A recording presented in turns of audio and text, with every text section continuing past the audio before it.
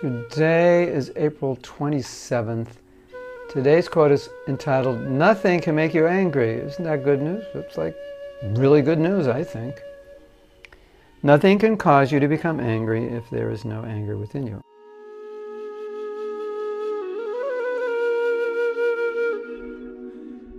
The news is good, but the job is difficult. But the principle is, we have this saying, you may have heard it, somebody disturbs you, you say, "You push my buttons," or "he or she pushes my buttons." What does that mean?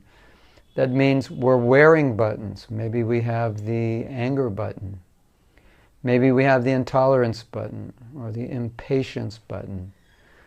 But the point is, nobody can push buttons if we don't have buttons. So the problem is, we have buttons. That's the problem, ladies and gentlemen. We're wearing buttons for people to push. So nobody can bring out something within us that's not in us. Now, if you look at the stories of sadhus, great devotees, when they're in situations where people are pushing their buttons, their buttons do get pushed, but they wear different buttons.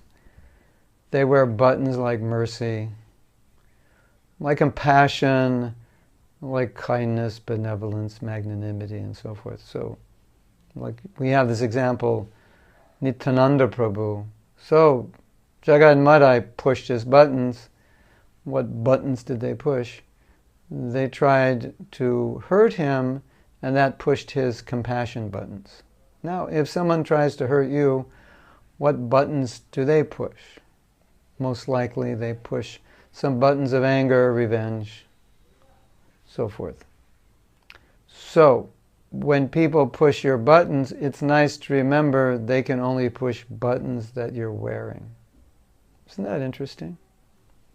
You may have heard me say, when you squeeze an orange juice comes out, because that's what's inside, and when we're squeezed, whatever comes out of us, it must be inside of us. So stress squeezes us, certain people squeeze us, certain environments squeeze us.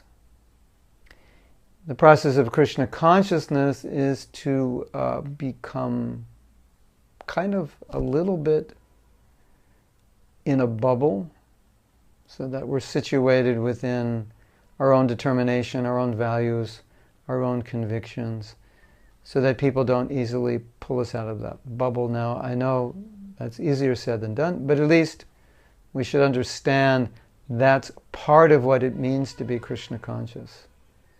It means to not be so affected. As many of you may have heard, I told a story where one devotee had asked some people on the plane to stop smoking, and then they started smoking later. He was going to ask them again to stop, and Prabhupada just told him to tolerate it. Then he said, if you can't tolerate it, what's the difference between you and an ordinary person?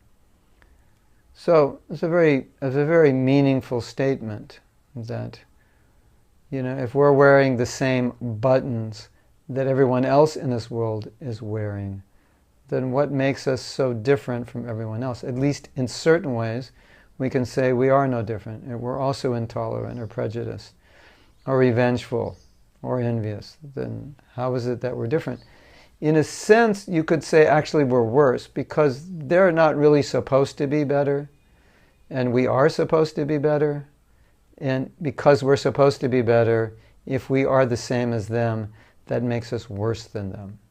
And Prabhupada once said, if you don't become a devotee, you're unfortunate. If you become a devotee and then you leave Krishna consciousness, you're more unfortunate than those who don't come, because you've given up something that you had that was so valuable. So if we're devotees and we don't exhibit the qualities of devotees, but exhibit qualities which are similar to average people in this world, then we're actually worse, because we're not supposed to be that way. So something to think about. What buttons are you wearing? And if you're wearing the wrong buttons, think about how you can put on the right buttons, so that when people push you, good things come out. Mercy comes out. Benevolence, kindness, forgiveness, all the good stuff. That's what it means to be Krishna conscious. Srila Prabhupada ki jai.